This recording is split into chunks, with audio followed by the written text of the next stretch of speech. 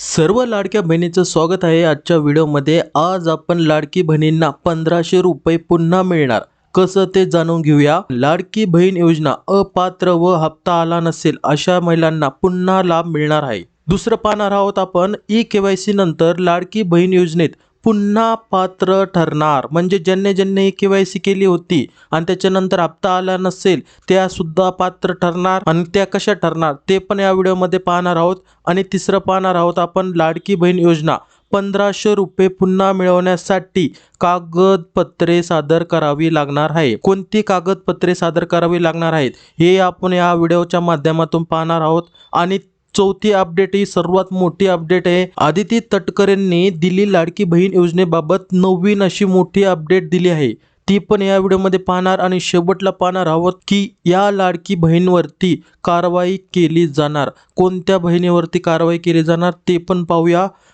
सर्वात प्रथम पहा, महाराष्ट्र सरकारची महत्त्वाकांक्षी मुख्यमंत्री माझी लाडकी बहीण योजनेतील गैरव्यवहार टाळण्यासाठी सरकारने महत्त्वपूर्ण पाऊल उचलले।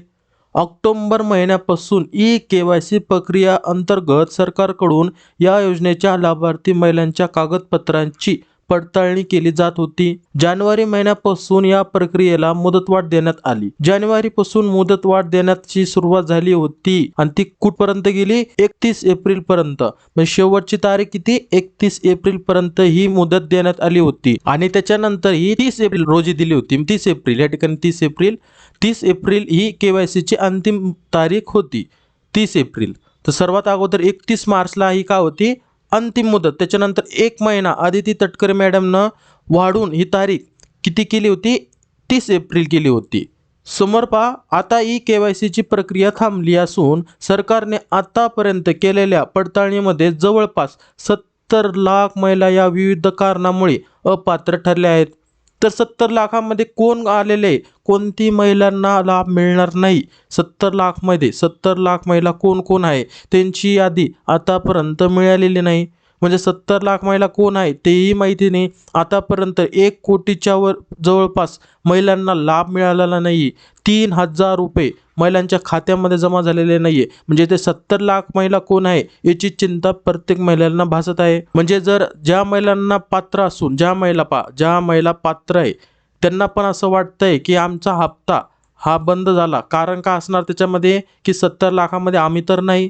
तर या 70 लाख महिला या विविध कारणामुळे अपात्र ठरल्या आहेत, त्यामुळे या लाभार्थी महिलांचा लाभ सरकारकडून बंद करण्यात आला। पण आता काही अपात्र ठरलेल्या लाभार्थी महिला या पात्र ठरणार आहेत। एकदम महत्त्वाची अपडेट आहे, ज्या महिला अपात्र ठरलेल्या आहेत, महिलांना लाभ मिळाला नाही, अशा अपात्र ठरलेल्या लाभार्थी महिला या का होणारे पात्र ठरणार आहेत।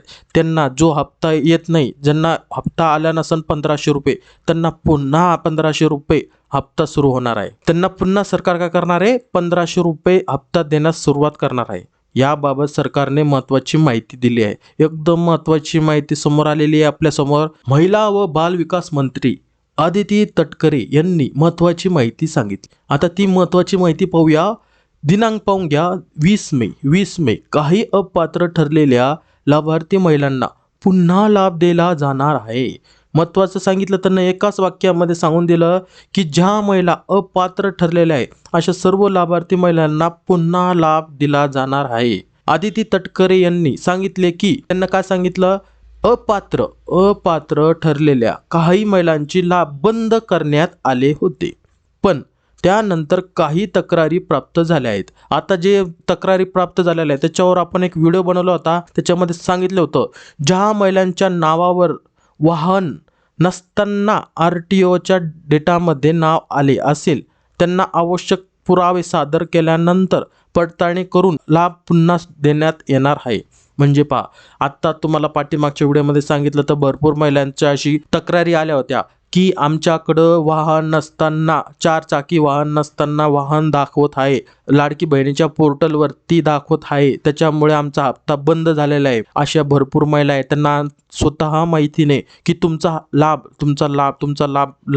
का बंद झाला. तर हा लाभ का बंद झालेला आहे की तुमच्या नावावरती 2 लाखापेक्षा जास्त उत्पन्न दाखवत आहे. त्याच्यानंतर तुमच्या नावावर 4 चाकी गाडी दाखवत आहे. ह्या सर्व 4 चाकी गाडी दाखवत आहे, पोर्टलवरती तुमची चुकीची माहिती दाखवत आहे. हे उघडीस आलेलं आहे. याचा व्हिडिओ पुरावासहित आपल्या चॅनलवरती टाकलेला आहे. तर भरपूर महिलांची अशी काय आली होती, तक्रारी आल्या होत्या. तर या तक्रारी प्राप्त झाल्यामुळे ज्या महिलांच्या नावावरती वाहन नसताना आरटीओ डेटामध्ये नाव आले असेल, त्यांना आवश्यक पुरावे सादर केल्यानंतर, म्हणजे पुरावा कोणता सादर करायचा, त्यांना तुमच्याकडे 2 लाखापेक्षा जास्त उत्पन्न नसेल तर तुम्हाला उत्पन्न प्रमाणपत्र दाखवायचं आहे. जर तुमच्याकडे 4 चाकी नसेल तर आरटीओ मध्ये तुमचं नाव यादीत आहे का नाही ते दाखवायचं आहे. आणि एका घरामध्ये 2 महिलापेक्षा जास्त महिला लाभ घेत असेल, हेही नसेल तर ते देखील तुमच्या पुराव्यासहित दाखवायचं आहे. आणि हे पुरावे सादर केल्यानंतर, हे पुरावे तुम्हाला सादर करायचे आहे, याचा व्हिडिओ सविस्तर आपल्या चॅनलवरती टाकलेला आहे पाठीमागच्या व्हिडिओमध्ये. ही पडताळणी करून लाभ पुन्हा देण्यात येणार आहे, अशी कोणी माहिती दिलेली आहे. महिला व बाल विकास मंत्री आदिती तटकरे यांनी ही महत्त्वाची माहिती दिलेली आहे. म्हणजे हे सगळं तुम्हाला तुमचा लाभ मिळणार आहे. तर ज्यांना पैसे आले नाही, तर तुमच्या नावावरती चुकीची पोर्टलवरती नोंद झालेली आहे, तर हे दुरुस्त करण्यासाठी तुम्हाला पुन्हा तुमचे कागदपत्र सादर करायचे आहे समोर.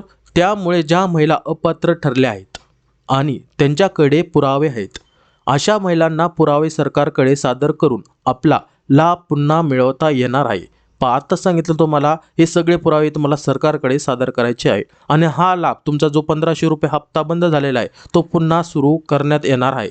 अपात्र ठरलेल्या काही लाडकी बहिणींना पुन्हा लाभ मिळणार असल्याने त्यांना दिलासा मिळाला आहे. म्हणजे ज्या महिलांना 1500 रुपये आले नाही, अशा सर्व महिलांना, ज्या महिला पात्र असून त्यांना लाभ मिळत नाही, तर त्यांच्या नावावरती चुकीची नोंद झाली आहे का ते चेक करून घ्या. पोर्टलवरती जा, तिथं चेक करून घ्या तुमच्या नावावरती तुम्हाला लाभ का मिळत नाही. महिला व बाल विकास कार्यालयामध्ये जा, तिथंही चेक करा की तुमचा 1500 रुपये हप्ता नाही आला, त्याचं कारण काय, तुमच्या नावावरती चुकीची नोंद तर नाही झाली. जर चुकीची नोंद झाली असेल तर त्याला दुरुस्त करता येणार आहे. दुरुस्त ई केवायसीच्या नंतरची गोष्ट सांगतो तुम्हाला.